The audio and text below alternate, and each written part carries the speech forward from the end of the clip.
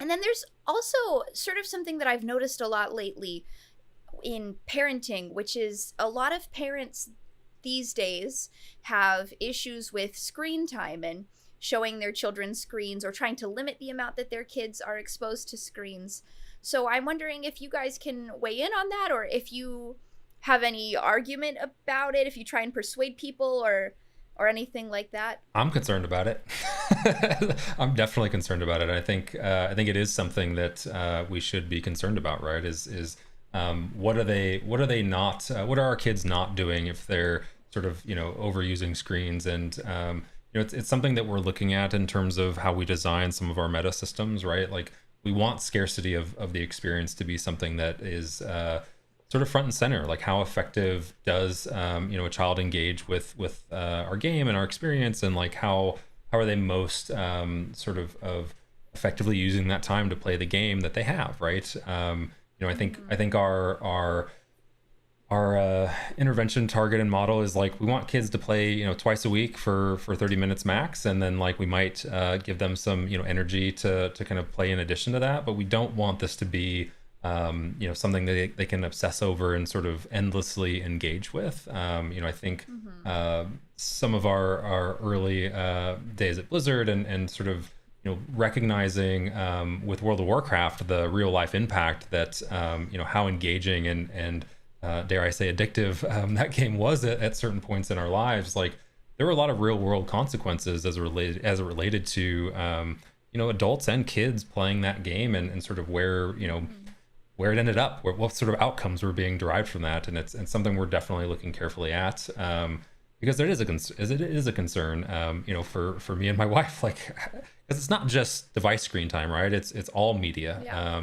I think one of the stats that we've looked at is kids by the time they're 18 will have spent 50% more time being entertained on a screen than learning in school. Like, that's a pretty wild sort of stat to think about. And it's definitely front and center for us about every moment of the game. Like, what are we doing with it? Like, how are we trying to engage kids, and in what ways? But it's also I think a trade-off for us as well to think about, like, that entertainment value and engagement value, if you will, as it relates to like how much learning are we baking into each and every moment. Where I think gamification is perhaps a little too heavy-handed, where it's like every single second that you're looking at that screen needs to have educational value, and that's not super engaging. Yeah.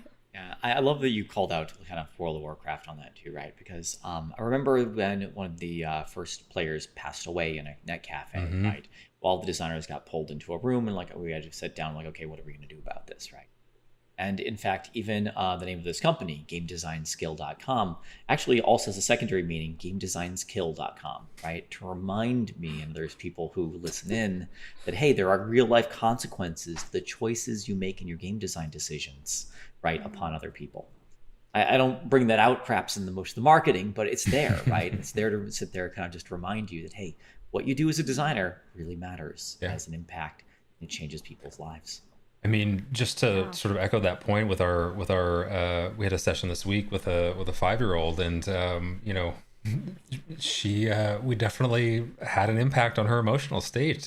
She was not happy at the end of the game. She wasn't able to reach the objective, and it was like, you saw that visceral reaction, of a 5-year-old being very disappointed and upset and frustrated, and it was like, I was like, oh no, I don't want to do that to you. Seeing. Was it the door? What's that? Was it the door? No, it was something else. That sort of resulted in the end of her session, and it was like, how. But that moment is also a learning moment. It is something that we are looking at, right? Like, how do we help? I forget what it's called. I think Katie mentioned it the other week. Kelly, was it productive failure? How do you help kids develop grit and resilience around their emotions that get triggered by games, right? I remember growing up playing Nintendo when my cousin was 4 years older than me, and he would beat me at every single game, and it was one of the most frustrating experiences. Like, now reflecting back on that I I mean, I would bash my controllers against the console. I threw a computer out the window. Like I wouldn't say that I was very highly emotionally regulated at that point in my life. And oh my God. Reflecting back on that, like, oh man, like, how do we kind of recognize that is the potential of game experiences, especially in those sibling type of relationships, right? Like I was an only child. My cousin was 4 years older. He was basically a brother. But he was better than me at everything. And like, I didn't know how to deal with that.